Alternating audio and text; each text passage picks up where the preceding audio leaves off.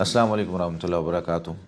ہم میں سے اکثر لوگ جو دعا کرتے ہیں نا، تو دعا کرتے وقت ہمیشہ اچھے کلمات اپنے لیے، اپنی اولاد کے لیے یا کسی بھی شخص کے لیے اچھے کلمات ہی بولنے چاہیے۔ کئی دفعہ بندہ غصے میں ہوتا ہے یا تھک جاتا ہے تو برے الفاظ کہہ دیتا ہے، جیسے اکثر و بیشتر ہماری مائیں یا ہمارے معاشرے میں کوئی شخص ہے کسی دوسرے کے لیے بد دعا کر دیتا ہے، بے شک مذاق مذاق میں ہی کر رہا ہو، یہ کوئی مذاق نہیں ہے۔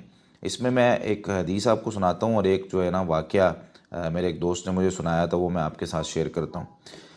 حدیث صحیح مسلم کے اندر موجود ہے، نبی کریم صلی اللہ علیہ وسلم نے ارشاد فرمایا کہ لا تدعوا علی انفسکم ولا تدعوا علی اولادکم ولا تدعوا علی اموالکم، تم اپنے خلاف بھی بد دعا نہ کرو، اپنے اولاد کے خلاف بھی بد دعا نہ کرو۔ جس طرح مائیں اکثر کہہ دیتی نا بچوں کو، تیرے پاؤں ٹوٹیں، تیری ٹانگیں ٹوٹ جائیں، تو برباد ہو جائے، ٹھیک ہے، یا پیار پیار میں بھی کئی دفعہ جو ہے نا وہ کہتی ہیں جا مر جا فلاں، تو اس طریقے سے وہ کوئی بھی وقت ایسا ہو سکتا ہے جس میں دعا قبول ہو سکتی ہے۔ نبی کریم صلی اللہ علیہ وسلم نے ارشاد فرمایا اپنے مال کے خلاف بھی اس طرح کا کوئی لفظ نہیں کہنا چاہیے۔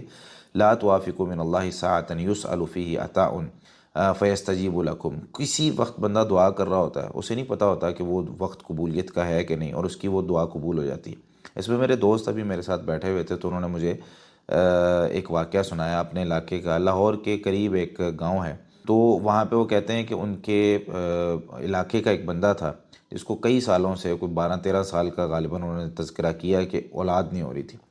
اچھا، وہ ہر طریقے سے اس نے جو ہے نا وہ کوشش کی اولاد کی دعا کرنے کی، اور بڑے معاملات اس نے جھیلے۔ ظاہر سی بات ہے، اولاد ایک نعمت ہے اللہ تعالیٰ کی طرف سے، نہیں ملتی تو انسان پریشان ہوتا ہے۔ تو کہتے ہیں ایک دن نماز پڑھ کے نکل رہا تھا، تو اس نے نا زبان سے یہ کلمات کہہ دیے، اے اللہ اولاد دے دے، بے شک پاگل ہی دے دے۔ تو وہ کہتے ہیں کہ اس کو اولاد ہوئی، کچھ دنوں بعد اس کو جو ہے نا وہ خوشخبری ملی، اور پھر معاملات جب ہوئے تو اولاد اس کو ہوئی، لیکن وہ اولاد پاگل تھی۔